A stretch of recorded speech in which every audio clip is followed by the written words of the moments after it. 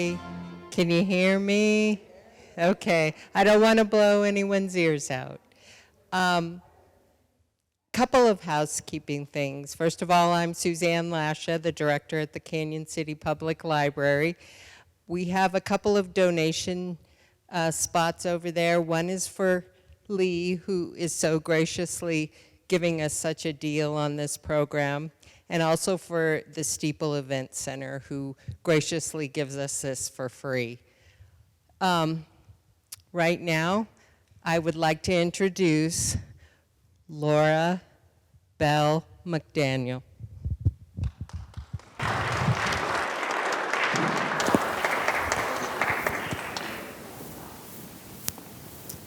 Welcome, thank you. I am Madam Laura Bell McDaniel. I am often asked what would lead a person such as myself to the profession I'm in. If you will lend me your ear, I will tell you a bit about my story, and perhaps you'll see how I ended up where I am today. I was born in Buffalo Lick, Missouri. My family owned 40 acres of very hard scrabble land. We struggled to survive and to make a living. And of course, the war of northern aggression took my father. And when he came back, he was a bit touched.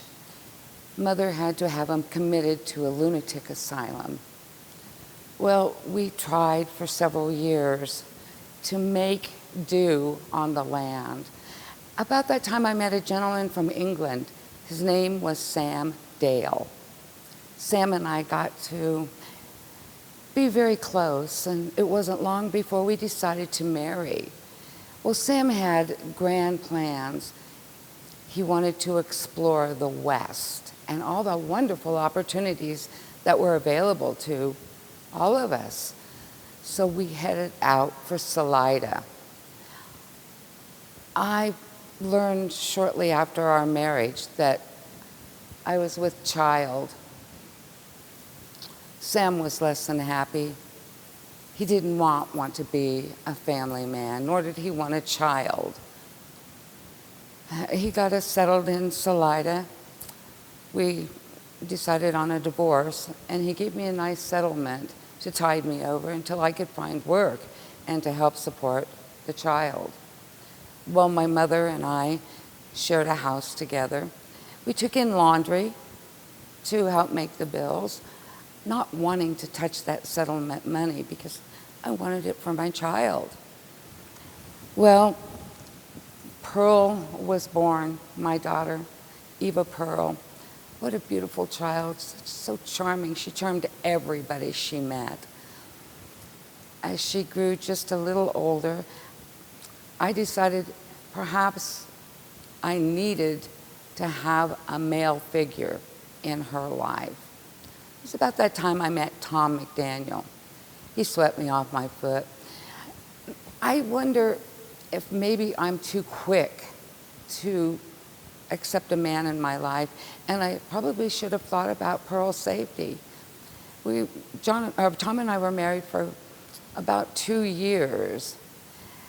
He sold alcohol and did a lot of gambling, and the money just didn't seem to last. We fought about it a lot, and I wanted him to move out if he wasn't going to quit the gambling and drinking. Well, in his way, he decided that we should probably take our honeymoon up to Denver and see a play. So we did. Mother stayed with Pearl, and while we were gone, our house caught a fire and burned down. Several weeks after we got back, we're staying with my mother, and somebody knocks on the door, just pounded on the door, and I ran to answer it. And this man pushed me out of the way, and he goes, "Where is he?" And I'm, "Oh, who?" "That husband of yours. He owes me money." And I said, "What is gambling? Is that what he was doing?"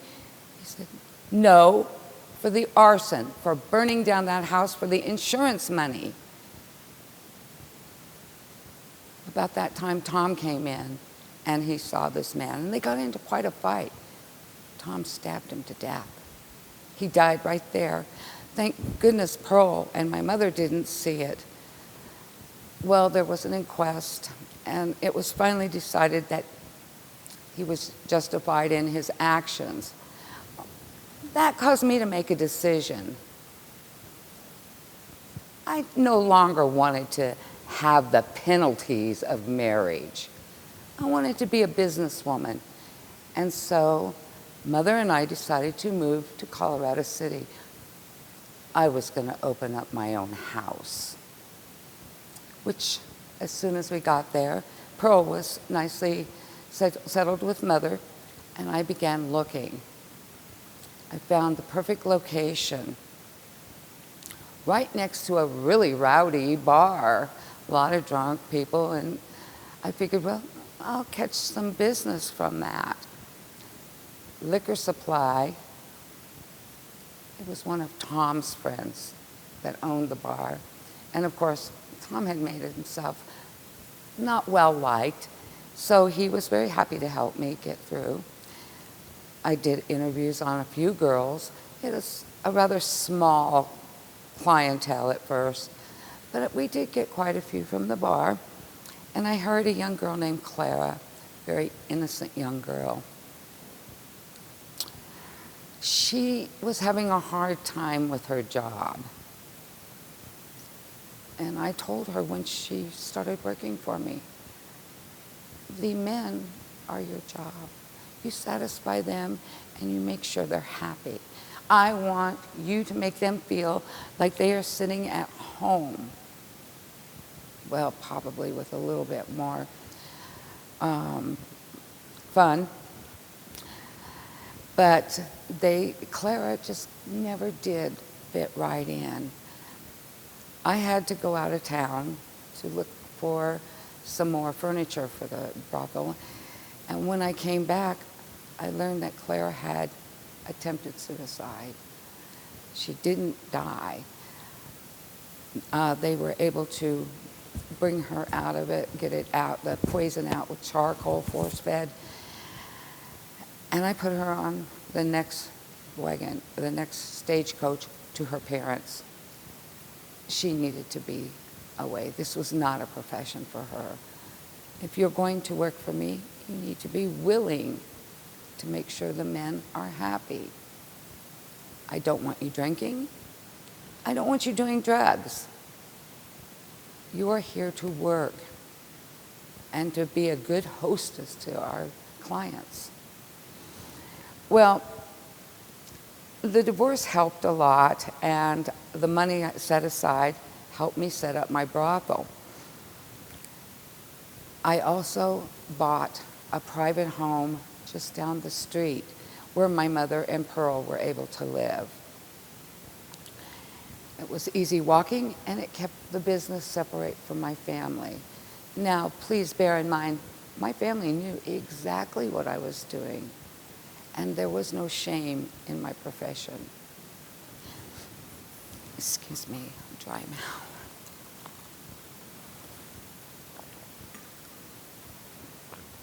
Over the years, I hired a gentleman by the name of R.W. McCarty. He was Billy the kid's cousin. He was a blind man. He was blind in a mining accident in Cripple Creek. Well, Billy often came to visit R.W. and had a couple of times stayed in my private residence with my mother. R.W. was my bartender, a blind bartender. He was amazing, never missed a drink, and they loved him. He was also quite protective of me. His wife moved in. They got a place over the bar. And throughout the time, we had quite a bit of upheaval with the beginning of the politics in Colorado City. I guess I'll never quite understand how those people from Colorado Springs came to Sin City to visit the brothels and the gaming halls. Yet wanted us closed down. It became to be a rather rough time for all of us. I guess you just don't want to poke the bear when somebody's life and earnings are at hand. I had another gentleman friend, his name was Prairie Dog O'Byrne. Prairie Dog was quite famous. His his coach was pulled by 2 antlered elk. He went to Denver at one time. He was advertising for the businessmen up there, and the side of his coach had advertising for each of the businesses. And he got a little bit in his cup, and he was driving down the street, and horses spooked the elk. And they ran straight through the plate glass window in front of one of the stores. Well, he was graciously asked to leave and come back down. His family owned a tourism company in Colorado Springs, and John would take them, tourists, around. He took them to Garden of the Gods and Balancing Rock. He told them, if you sit here long enough, it will rotate completely. Those damn fools sat there and watched. He was really good at showing people around. His family had a place in Colorado Springs where they had their tourism business, but they also had one in Cripple Creek. So they did a good amount of business. John was always great for a ride. He actually wrote a poem about me, which to this day hold dear to my heart. John and I decided in 1893 that we needed to go to the Chicago World's Fair. He had decided to sell Thunder and Buttons, his elk. And he had a gentleman there that was ready to possibly buy him. So off we went. My goodness, were any of you ever there at the Chicago World's Fair? 400 acres, a beautiful landscaped yard. Japanese architects came and did the landscaping. There was canals with gondolas going through it.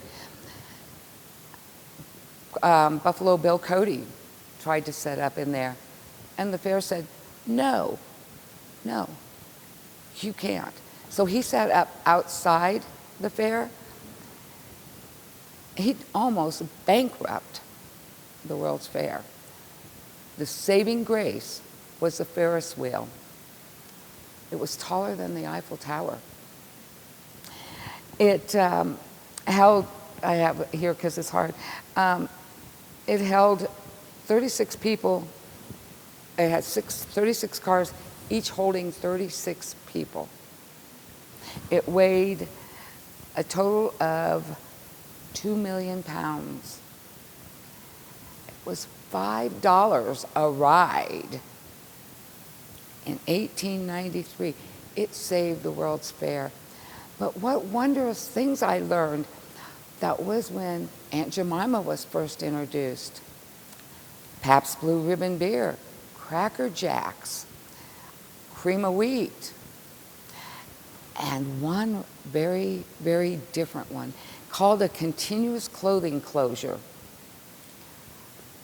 It was 15 years later that it was released to the public under the name of Zipper.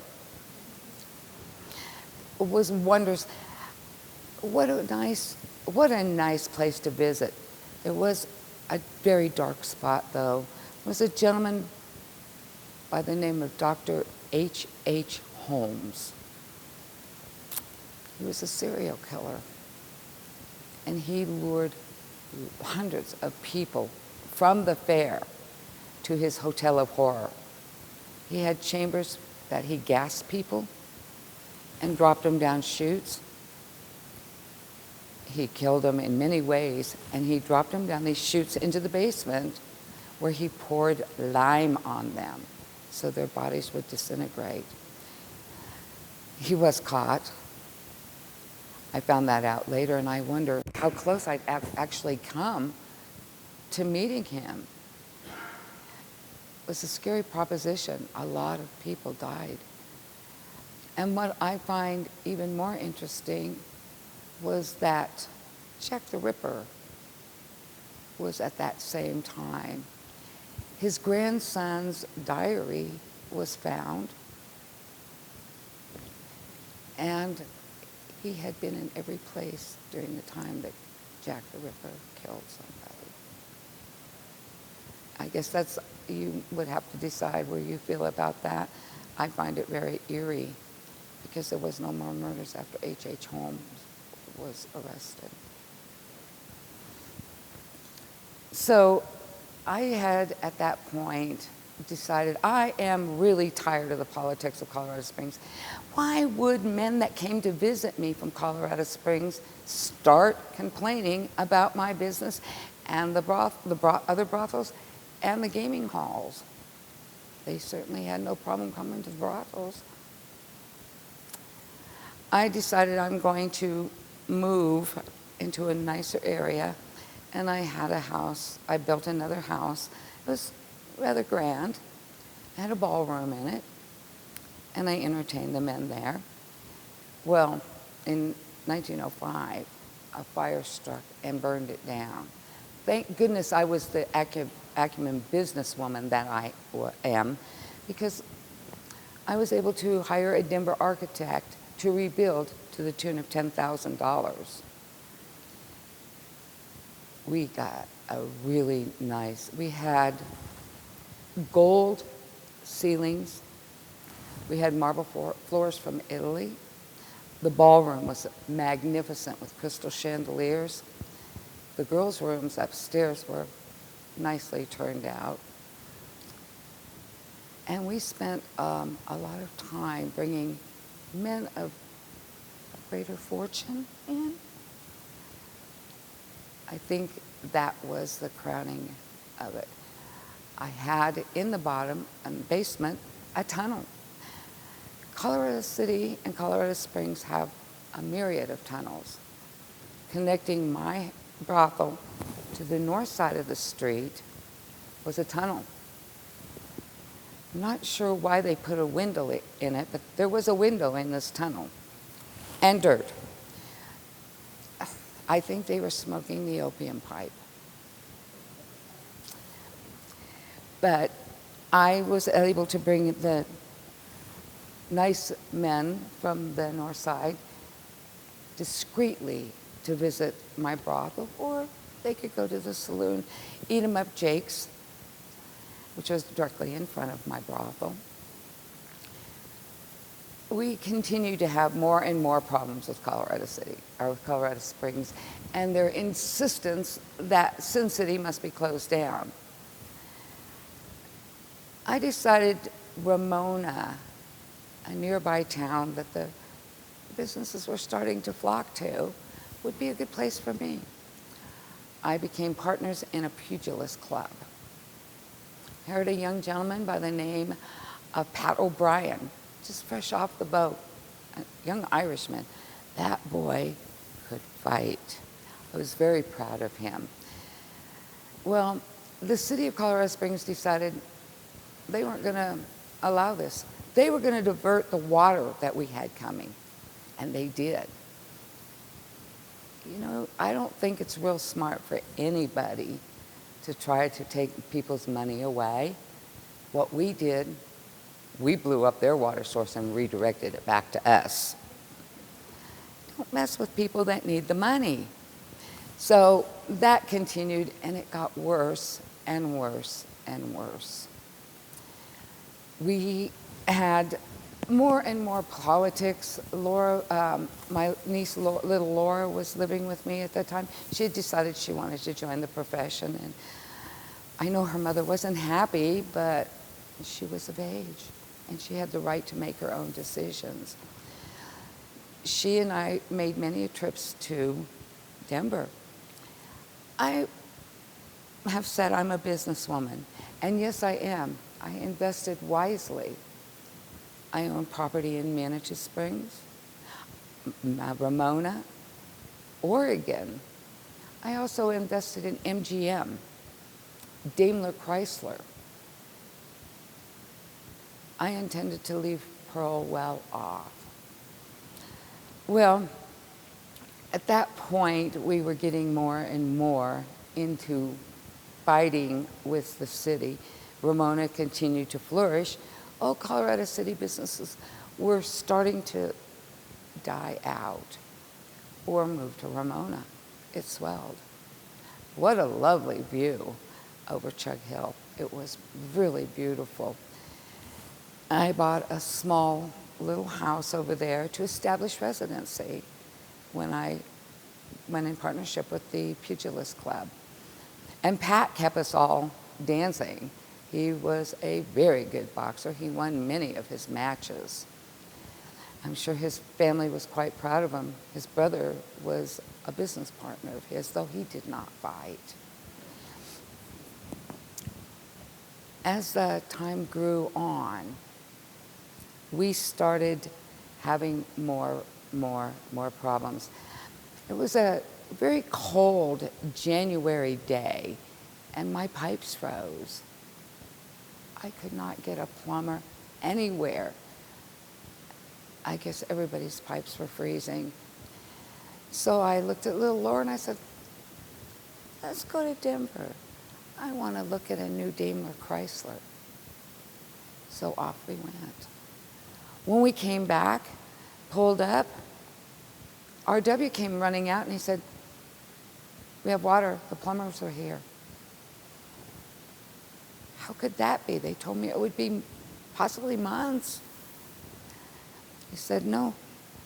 About an hour later, we were raided. Now, mind you, prohibition is in force. They found alcohol, and they arrested me. I ran a clean house. We did not have alcohol in my brothel. Not then. I couldn't take the arrest. Couldn't afford that. Well, it went through trial, and I was acquitted. RW was my starring witness. Yes, he was blind, but there was nothing wrong with his hearing.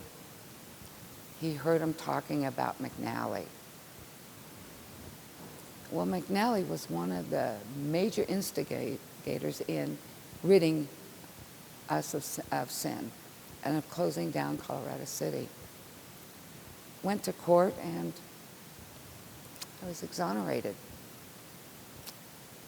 No charges. Now, mind you, I did pay fees.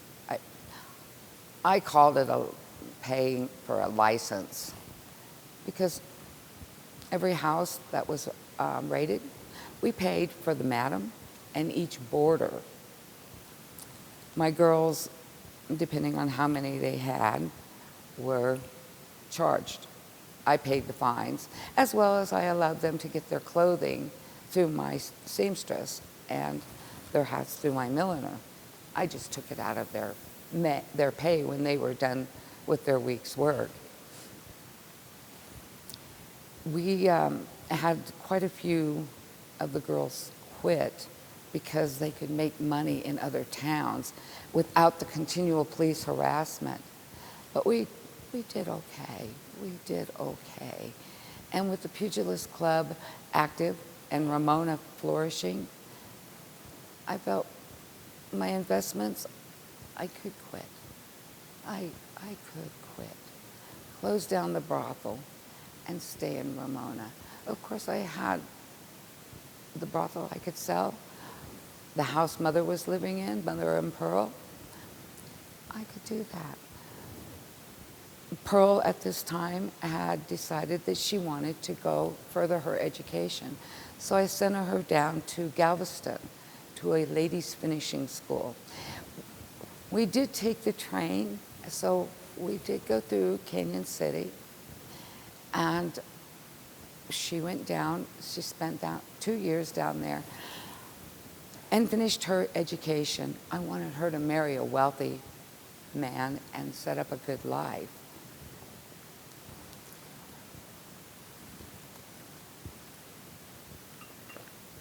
That is really good tea.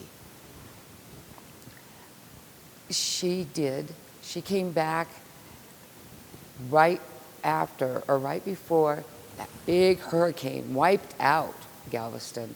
I was so thankful my daughter made it back in time. But she met a young man by the name of Charles Kiddo. They married, and she moved to Denver. His family was quite well known, and they opened up a gas station and motor storage area. He was a Mason, and she became Eastern Star. I think my girl did well, and I'm very proud of her. Yet, she lived with me, not in the brothel, but she knew quite well what I was doing. I assume my family felt that I was on the right path. I was a business lady. Yes, we did things that most women would find quite abhorrent. We kept them occupied. Their women were left alone when they were home, which I'm sure they were very thankful for. So that is how I became what I am today. Now I would like to thank you and introduce my real self. I am Lee Michaels, and I'd like to tell you a little bit about her death. As I said, the city was really coming after her, and right after RW had cleared her, she learned that there was a surgeon, an eye surgeon in Denver, that could restore his vision. So Laura, little Laura, and myself, or Laura Bell, and RW went up to Denver to see the surgeon. They were in the Daimler Chrysler, and all of a sudden they start getting crowded by 2 cars. And she'd speed up and they'd speed up.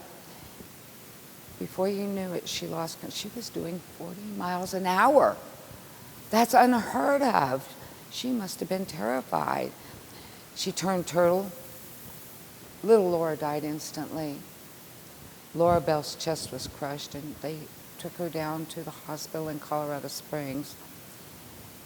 The only survivors were the men in the car that ran her off the road and the blind man. Those men were the same men who had set her up for the alcohol and were pressuring the town to close Sin City. I believe she was murdered by those men. She was smart.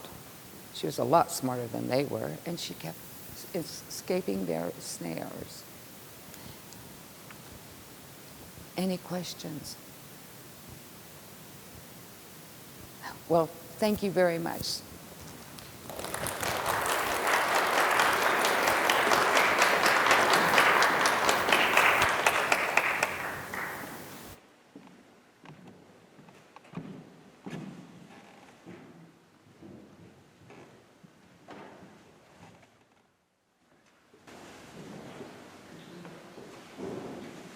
Thank you, Lee, very much for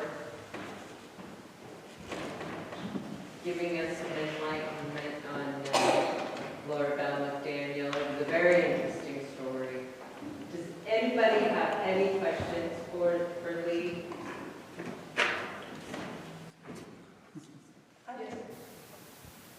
Yes?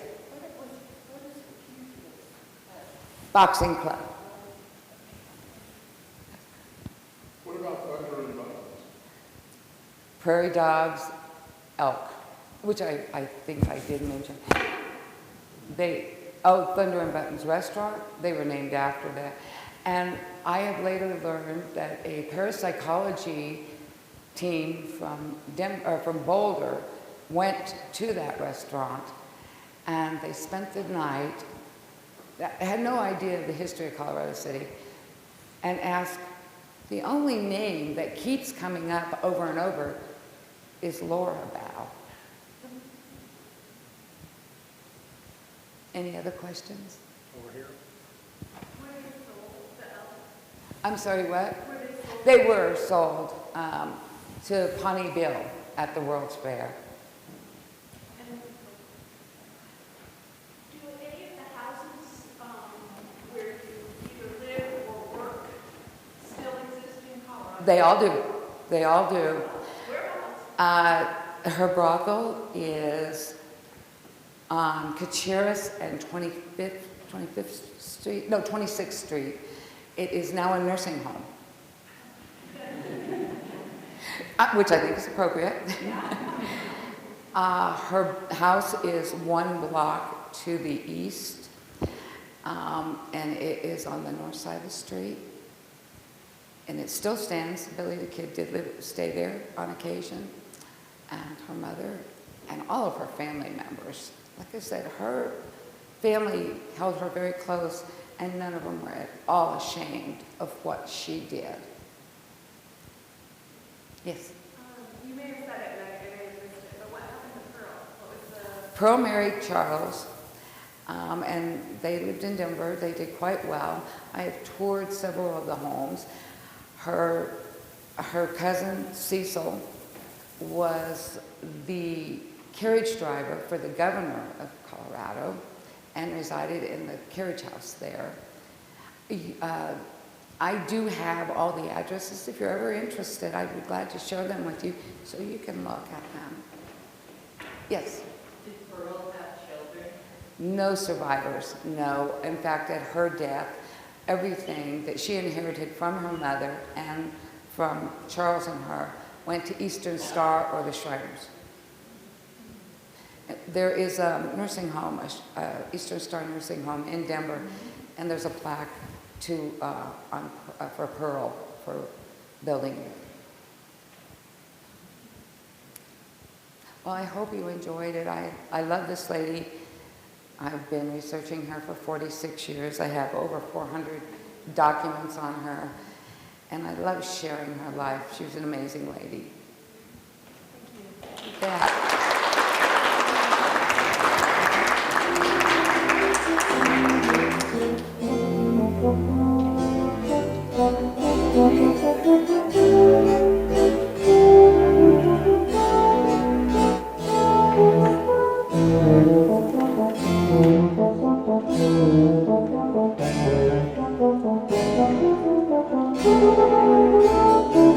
Thank you.